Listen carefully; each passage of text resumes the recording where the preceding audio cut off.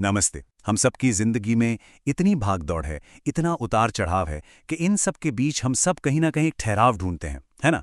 एक ऐसी mental peace जो बाहर क्या हो रहा है उससे इफेक्ट ना हो। तो आज हम एक बहुत ही प्राचीन सीख की गहराइयों में चलेंगे, जो हमें इसी ठहराव तक पहुंचने का रास्ता दिखाती है। तो शुरुआत एक बहुत ही फंडामेंटल सवाल से करते हैं। जब जिंदगी हमें लगातार अच्छे बुरे मतलब सुख दुख दोनों तरह के एक्सपीरियंस देती है, तो ऐसे में अपने मन को शांत और स्टेबल रखना आखिर पॉसिबल कैसे है? और सच पूछिए तो यही वो चैलेंज है जिससे हम सब हर कोई फेस करता है। अच्छा, इस चैलेंज को समझने के लिए ना सबसे पहले हमें जिंदगी की ड्युअलिटीज मतलब जीवन के द्वंद्वों को समझना होगा। ये एक तरह के ऑपोजिट एक्सपीरियंसेस हैं जो हमें लगातार दो अलग अलग दिशाओं में खींचते हैं और हमारी जो मेंटल पीस है उसे डिस्टर्ब करते रहते हैं।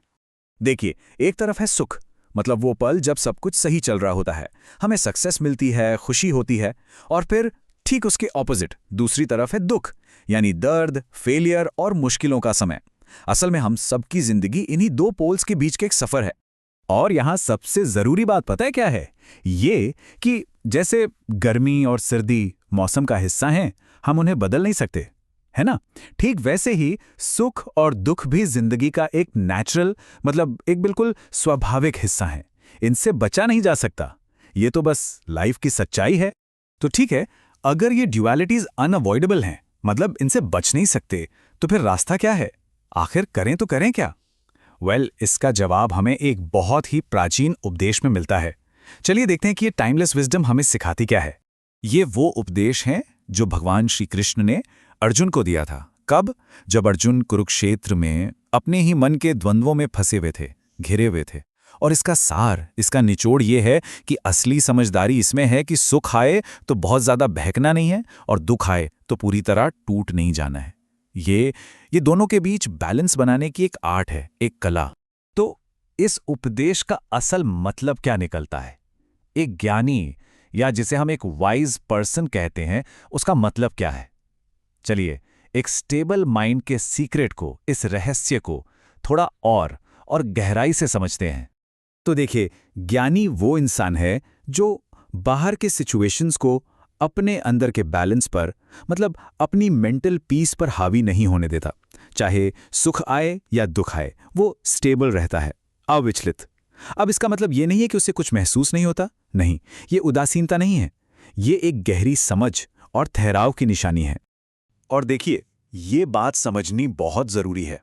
जैसे अर्जुन उस मोमेंट में ओवरवेल्म्ड हो गए थे, ठीक वैसे ही हम सब भी जिंदगी की मुश्किलों में अक्सर घबरा जाते हैं।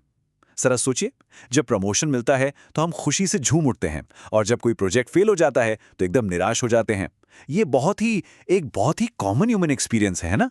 हमारा जो टिपिकल रिएक्शन होता है वो कैसा होता है? जब खुशी मिलती है तो हम उससे एकदम चिपक जाना चाहते हैं, उसे जाने नहीं देना चाहते। और जब दुख आता है तो हम निराशा के अंधेरे में डूब जाते हैं। प्रॉब्लम यह है कि इन दोनों ही सिचुएशंस में हम अपने असल काम से, अपनी ड्यूटी से भटक जाते हैं। और हम स्टेबिलिटी कहाँ ढूंढ रहे होते हैं? बाहर की दुनिया में, जो खुद ही अपरमानेंट है, अस्थिर है। तो फिर सवाल वही है कि इस स्टेट तक, इस अवस्था तक पहुंचा कैसे जाए? वो कौन सा रास्ता है जो हमें अंदरूनी शांति और बैलेंस की तरफ ले जाता है? चलिए अब उस रास्ते की बात करते हैं।